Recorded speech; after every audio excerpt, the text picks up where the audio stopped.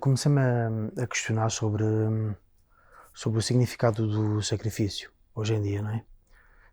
Até que ponto o sacrifício individual em prol do bem comum fazia sentido ou até poderia ser uma coisa vista de alguma forma como algo patético, não é? Numa sociedade contemporânea mais individualista, nós temos exemplos no século XX de pessoas que de facto acabaram por se sacrificar para um bem maior, até porque as condições e o contexto do século XX era talvez diferente do século XXI. Isso cá, enfim, não é assim tão diferente do contexto do século XXI. E comecei a pensar que nesta questão do sacrifício de Jesus Cristo na cruz, para que a violência não fosse, digamos, a moeda de troca, e que a violência fosse substituída pelo diálogo, não é?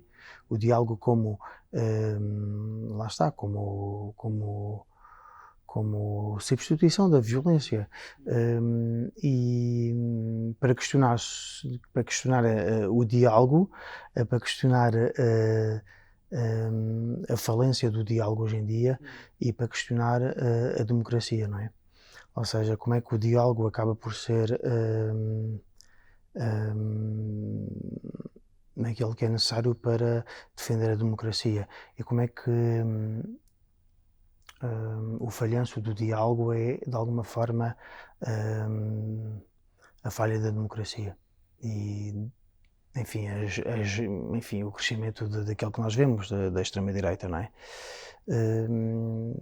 E então, de alguma forma, a nível dramatúrgico e a nível de construção do espetáculo, escolhi alguns momentos da história.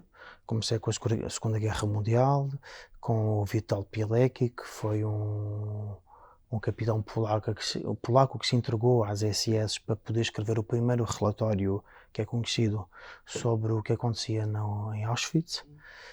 Depois fui para a década de 80, para a ditadura militar na Argentina, uma geração de jovens de 20, 30 anos que desapareceram e as Mães de Maio que incorporaram o que é a missão dos filhos, não é? E que a defenderam até agora. As últimas Mães de Maio estão a morrer agora e questiona-se um pouco do que é que quem é que vai continuar este movimento depois das mães morrerem, não é? Depois, o HIV, a SIDA, ou seja, a primeira vez que se fala como é que uma pandemia, eu posso falar numa pandemia porque atacou todos os continentes como é que uma pandemia pode ser vista como um genocídio, porque inicialmente era algo muito direcionado para os homossexuais, e como é que isto de alguma forma atrasou a triterapia que só apareceu em 96, não é? E como é que isto pode ter sido visto como um genocídio? Não sou eu que estou a dizer isto, estou a dizer vários artistas, pronto, contaminados e que acabaram por morrer com SIDA, colocaram-se num pelotão da frente com a ACT UP e não só, para falar da SIDA pela primeira vez como um genocídio. Depois o Ruanda, que é um genocídio também no 24, enfim, digamos que a palavra que eu estou a repetir agora tem sido genocídio. Como é que genocídio e sacrifício, o que é que se entende por isto hoje em dia, não é? E como é que o sacrifício pode ser entendido como a necessidade de dialogar com a diferença que constitui cada um de nós, mas que constitui também todas as nações e o mundo. E como é que podemos ver o diálogo como um substituto da violência, sabendo que, enfim, não me interessa se isto é verdade ou não, mas que o sacrifício de Jesus foi, de alguma forma, para substituir a violência pelo diálogo. E que esta questão do diálogo é uma questão que se coloca hoje em dia sempre, e até para nós artistas e artistas enfim, das artes performáticas, do teatro, não é? Em que o diálogo acaba por ser o veículo principal. O que é que isto quer dizer hoje em dia, não é?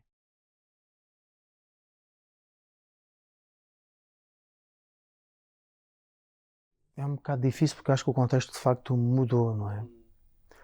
Como é que hoje em dia, na sociedade contemporânea um pouco mais individualista, porque também temos condições que se calhar não há nas condições do século XX, enfim, estou a generalizar porque o século XX, enfim, são 100 anos, não é? Mas como é que conseguimos nos colocar ao serviço de algo que é maior do que nós. E nós artistas pensamos muito nisso, não é? Maior do que nós, não só agora, mas depois da nossa morte, não é? Algo que possa perdurar depois da nossa morte. Como é que conseguimos fazer isso sabendo que não temos as condições que há enfim, estou a falar aqui no continente europeu, não é? Condições tão precárias como foi a Segunda Guerra Mundial, enfim, precárias. É tão difícil escolher as palavras, mas de facto estamos numa situação completamente diferente. E como é que nós conseguimos todos, não só eu como artista, mas todos, pensarmos nesta questão de eu não tenho necessariamente que me sacrificar em prol do bem comum, mas se eu tenho que sacrificar alguma coisa em prol de algo que é maior do que eu, como é que eu faço isto? Como é que eu aposto nesta questão do diálogo? Porque de facto eu, quando parto com esta premissa de que Jesus Cristo refutou a violência, e a questão de Abraão é exatamente esta, que eu não quero a violência, mas eu quero o diálogo, como é que eu consigo reafirmar o diálogo? Porque a questão da extrema-direita que está a crescer é exatamente a inexistência de diálogo, a possibilidade de haver vários diálogos com várias pessoas. Ou seja, como é que eu consigo reafirmar isto hoje em dia mais do que nunca? Num contexto provavelmente ou possivelmente mais favorável do que aquele que nós temos consciência, não é? Do século XX, das guerras mundiais, o contexto europeu acaba por ser um contexto, eu não quero dizer privilegiado, porque estamos a falar de uma crise europeia agora, mas enfim, não deixa de ser um contexto um pouco mais, parece-me um pouco mais favorável a alguns contextos que nós conhecemos. Como é que nós conseguimos reafirmar o diálogo como algo que vem reafirmar também a diferença e a capacidade de ouvir as diferenças e o outro? Como é que conseguimos fazer isto hoje num contexto supostamente mais favorável do que um contexto de guerra aberta como acontece em territórios que não estão tão longínquos, não é? Como a Ucrânia, enfim, a Palestina, parecem longínquos, mas não, quando se fala numa crise europeia já parece uma coisa mais próxima por causa da ideia de União Europeia, e muito bem, porque eu sou um grande defensor do projeto europeu. Mas como é que nós conseguimos reafirmar este diálogo que, quando nós supostamente estamos abertos às variedíssimas diferenças, e muito bem, mas a verdade é que o que nós vemos hoje em dia parece que não vai ao encontro daquilo que estamos a defender, porque de facto, ainda há pouco, a extrema-direita a crescer em todo lado, na Alemanha, em todo lado.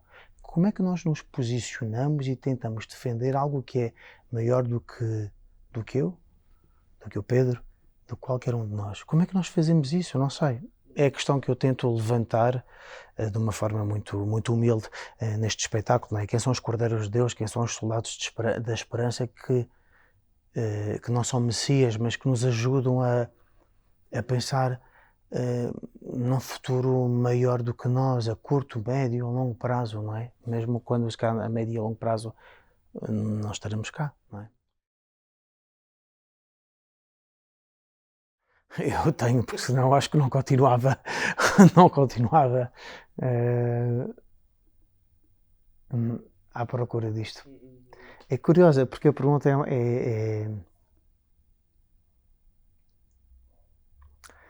eu ia dizer que tenho e que não tenho, não é? Mas claro, eu tenho que ter esperança, porque se não tenho esperança, porque é que eu continuo a procurar questões não, respostas a questões existenciais, porque de facto isto é uma coisa que atravessa a história. E a questão do sacrifício, quando que se sacrificavam pessoas em prol do bem da cidade, não é? Em que um cordeiro, ou sacrificavam-se pessoas, não é? Por isso é que eu falo da questão de Jesus Cristo, que diz que não, a violência não traz o bem comum. O que traz o bem comum é o diálogo, porque é isto que o sacrifício de Jesus de alguma forma significa, que a violência para conseguirmos uma paz para todos não faz sentido. É assim, sendo católico ou não, enfim, é uma mensagem inspiradora, acho eu, não é? Que a violência não traz o consenso, o que traz o consenso é o diálogo com as diferenças. E numa altura em que realmente estamos abertos a isto tudo, porque é que é paradoxal, não é? Como é que continua a crescer esta extrema-direita, não é? Este extremismo, esta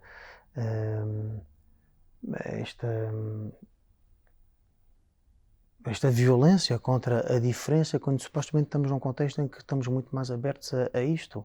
Ou seja, o trabalho está por fazer hoje e sempre, não é? E então será que isto é o sacrifício? Será que nós temos de sacrificar para defender uma democracia hoje e sempre? Parece-me sim. Acho que o sacrifício é exatamente isto.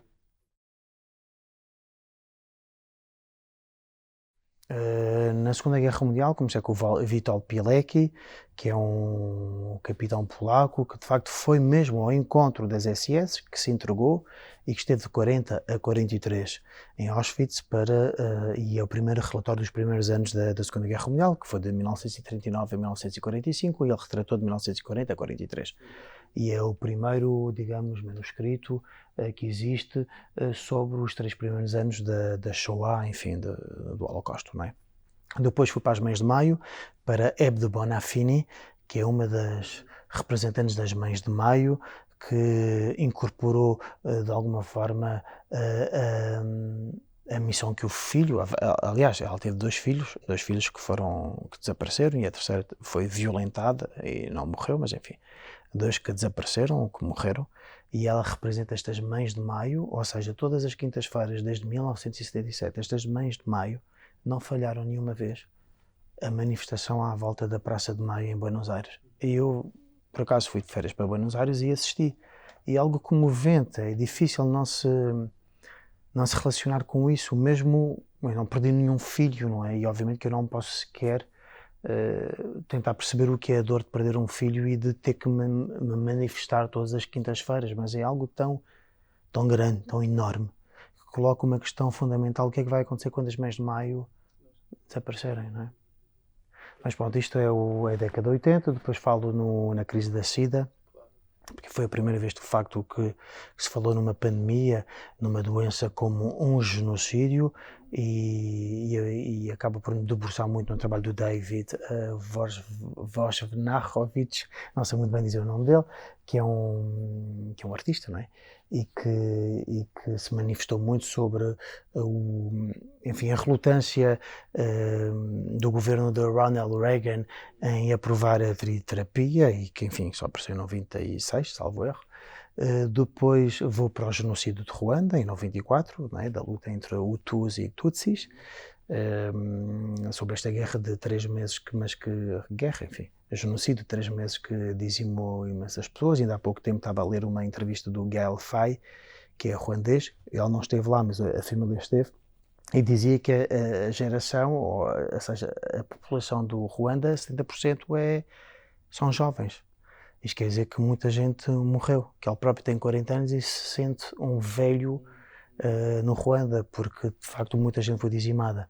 Depois falo no 11 de dezembro de 2001, e é curioso que nós estaríamos aqui no 11 de dezembro de 2024, e achei que isto tinha uma... Eu já tinha pensado em falar no 11 de dezembro de 2001, mas achei que isto tinha uma certa relevância de estrearmos aqui na Cultura Gesto no 11 de setembro. Depois falo nos atentados de Paris em 2015, não propriamente nos atentados de Charlie Hebdo, mas naqueles que aconteceram no Bataclan, e não só, na cidade de Paris. E falo também sobre a questão enfim, mais recente, sobre a questão do monstro que habita em cada um de nós. Isto retrata um pouco o período da crise europeia, Ucrânia, e também a crise enfim, no Médio Oriente, Israel-Palestina, que não é propriamente recente, não é? Mas que retrata isto. E depois, pronto, termina com hoje, agora, e uma perspectiva sobre o futuro, não é? É óbvio que eu tive que escolher alguns momentos, porque há tantos momentos, eu tive que escolher alguns e essa escolha é um pouco pessoal, são momentos que me tocaram de alguma forma, para tentar pensar nestas pessoas. E aliás, dramaturgicamente eu dividi isto como conversa com o Witold Pilecki, conversa com o Ebde Bonafini. Como é que eu consigo ter uma conversa com pessoas que eu não conheci sobre um determinado tema? E é muito curioso e é muito interessante isso, essa possibilidade de falar com pessoas que uma pessoa não conhece através da obra que a pessoa deixou. O Witold Pilecki deixou o relatório, a Ebde Bonafini não deixou relatório nenhum, mas tem imensas entrevistas. O David Vojnarowicz, enfim, deixou a obra toda dele. No Ruanda apoia muito no Gael Faye e na Beata, que é outra escritora franco-ruandesa. Em 2001 apoia muito na Suzanne Sontag, que escreveu muito sobre 2001. Nos Atentados de Paris apoia muito no Laurent Godet, que ainda há pouco tempo estreou um espetáculo exatamente sobre os atentados também de 2015. E em relação à Palestina e à Ucrânia, apoia muito na Delphine Orvilleur, que é filósofa e rabina.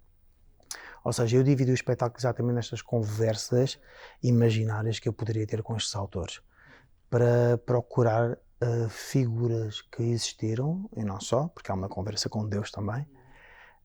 Enfim, ele existe, ainda que não seja corpóreo como as outras pessoas que nós conhecemos, para tentar perceber deste sentido de sacrifício que estas pessoas tiveram, não é? Por determinadas razões.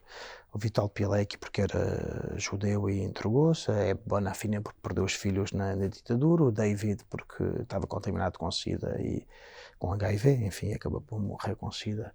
E não houve uma resposta do governo exatamente porque inicialmente a SIDA acabava, enfim, achavam que atacava apenas os homossexuais, não é? E por aí fora, o Ruanda e apeteceu-me criar esta conversa imaginária com estas pessoas que refletiram sobre um determinado momento da sociedade e sobre esta noção de sacrifício, como é que eu me posso colocar e colocar a minha vida e colocar a minha arte, neste caso, em prol de algo que é maior do que eu e que eventualmente, enfim, poderá continuar depois de eu não estar cá. Será que isto faz sentido ou será que isto já não faz sentido nenhum hoje em dia? A mim parece que me faz sentido, não é? E tem que ser reinventado, se calhar, à luz do que hoje é a sociedade de hoje. Mas como é que nós fazemos isto? Então o espetáculo é uma tentativa de tentar perceber isto.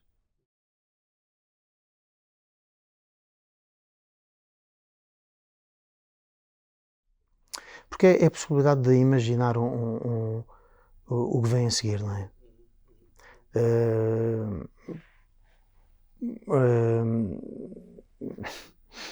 É tão difícil imaginar o futuro como algo que não seja. Eu tenho alguma dificuldade, algo, ainda que tenha muita esperança, algo que não seja apocalíptico. E apocalíptico não é propriamente alguma coisa destrutiva, é uma coisa que pode originar algo que é melhor para todos nós, não é? Então eu gosto de pensar sempre num espetáculo como uma coisa que não é propriamente realista e que é algo que pode ser. Pode ter uma ideia, e é por isso que talvez a minha ligação com a religião, não é? Algo de visionário, algo que possa imaginar um futuro, mesmo que este futuro não seja, que seja difícil de imaginar e que não seja depois, obviamente, realista, não é? Mas gosto sempre de pensar nesta questão de fim do mundo com possibilidade de renascimento, de conseguirmos de facto não sei, sim, implementar e de construir as bases para um futuro melhor, em que estas questões não tenham que necessariamente ressurgir. Eu acho que elas vão ressurgir sempre, não é? A democracia e a liberdade é algo que vai ter que sempre que se defender, não é? E é por isso que a questão de sacrifício em prol do bem comum, ela faz sempre sentido hoje e sempre. Eu acho que ela tem que ser reinventada, parece-me que tem que ser reinventada. E é por isso que gosto sempre de imaginar isto como, pelo menos a área, o espetáculo como uma área pós-apocalíptica, não é? Como se fosse um fim do mundo, a Arca de Noé, como se depois do fim do mundo vem sempre a possibilidade de algo que é muito melhor para todos nós, de algo que tem que ser reinventado. E acho que nós de facto temos sempre que reinventar o mundo. Nós artistas através da arte, mas todos nós temos que reinventar no mundo, sempre em prol da defesa da democracia e da liberdade, que parece que é adquirida, mas que nós vemos que na verdade e que parece que é, não é? Que avançamos imenso, mas depois ao lado vemos que como é que é possível, não é? Coexistirem a ascensão de, não é? Estou sempre a falar da extrema-direita, mas é verdade. Como é que isto é possível, não é? Com um diálogo que parece muito mais aberto à diversidade, que só pode ser assim. Só faz sentido ser assim, porque nós somos todos diversos, não é? Mas como é que isto é possível, coexistir com um diálogo em que parece que a história volta sempre, não é? É uma altura que num espetáculo que eu digo, que os velhos dizem sempre, o passado vai e volta. O passado vai e volta nas mais pequenas coisas, nas palavras que continuam a matar. E a verdade é essa, é que a palavra hoje em dia parece que não tem qualquer significado, mas a palavra continua a ter muito significado e continua a matar. Eu acho que as pessoas perdem, ou que estão a começar a perder, a ideia do significado que as palavras podem ter. Talvez para a exceção da imagem, a imagem é ótima, porque a imagem pode resumir tudo, como pode não resumir nada e ser aquilo que nós vemos, não é? Mas a palavra continua a matar nas pequenas coisas, a matar e a salvar. E nós é que temos que fazer a diferença do que é que utilizamos como palavras para salvar o mundo. E é isso que eu, de alguma forma, tento também falar no espetáculo, não é? A palavra como resgate da humanidade e não como quê? Como sacrifício, como algo que possa dizimar a humanidade, não é? Então eu estou a nível técnico artístico, continuo com o Pedro Nabais na luz, a Sama da Silva na cenografia, a Ana Paula Rocha nos figurinos, o Paulo Lage na produção e na assistência de encenação. Ou seja, o núcleo duro continua desde a criação da Luz, Sol e Terra, e ainda pouco antes, mas sobretudo desde a criação da Luz, Sol e Terra em 2019, foi quando eu formei a companhia. E então o elenco aqui é a Custódia Galego, a Lucília Raimundo, com quem eu trabalhei na Maria Mãe, o Duarte Melo, que tem estado na Maria Mãe também agora nesta parte da digressão e que integra este espetáculo, Rafael Carvalho, que eu conheci no TEC, na altura que estive a trabalhar com o Carlos Avilés, e eu, somos os cinco atores, pronto. E no Espaço Sonoro está o Frederico Pereira, com quem eu trabalhei também num dos espetáculos de trilogia, acho que foi na Maria Mãe, e pronto, eu gosto de continuar sempre com uma equipa familiar, digamos assim, com a qual eu gosto de crescer e começar a pensar numa concepção estética, não só estética, do espetáculo com pessoas com as quais eu comecei a trabalhar em 2019 e com as quais eu gostaria de continuar a trabalhar. Pronto.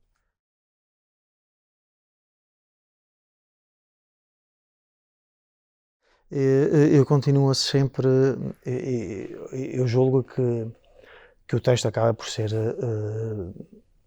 não diria o mais importante, mas o elemento principal do espetáculo. Quando eu digo texto, não tem que ser necessariamente palavras só, mas neste caso sim. Eu diria que é a estrutura do espetáculo, é o texto. Sem desvalorizar, obviamente, a encenação, né? Não é tão pouco o resto da equipa, mas eu acho que o texto e a dramaturgia, seja em cinema, seja em teatro, seja em televisão, é o principal.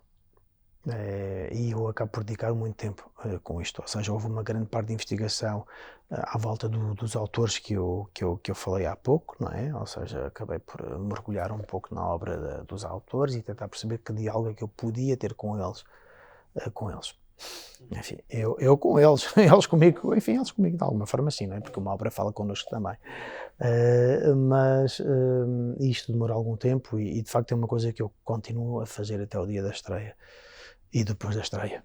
Ou seja, tenho a certeza que depois da estreia em dicção há uma coisa ou outra que eu gosto de corrigir a nível da palavra, exatamente por causa que eu dizia que a palavra tem que ser escolhida para ter o peso que ela deve ter. E diria que isto é o centro do meu trabalho, é o trabalho de texto.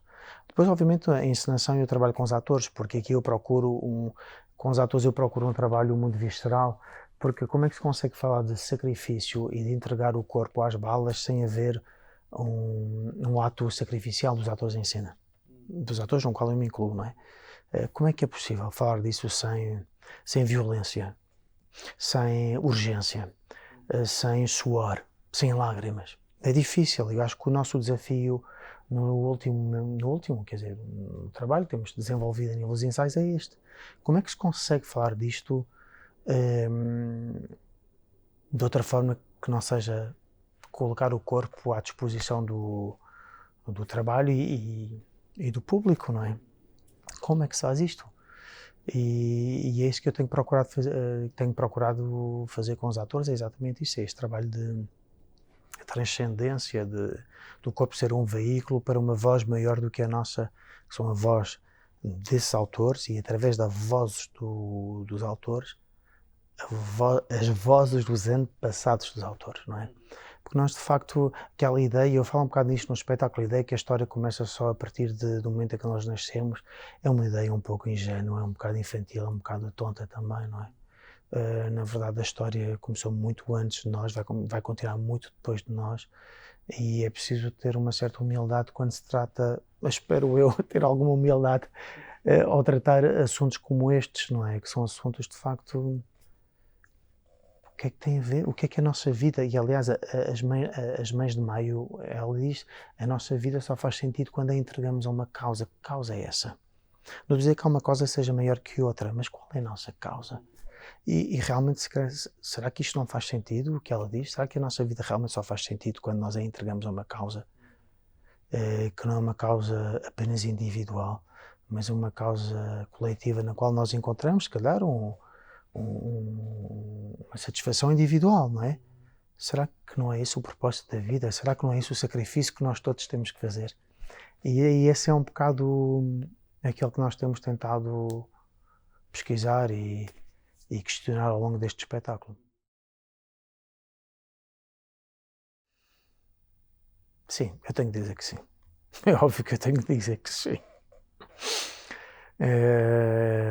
Apesar da dúvida, apesar do medo, apesar da dor, apesar de tudo o que pudermos dizer aqui, eu acho que a arte, sim, de facto, nos pode salvar.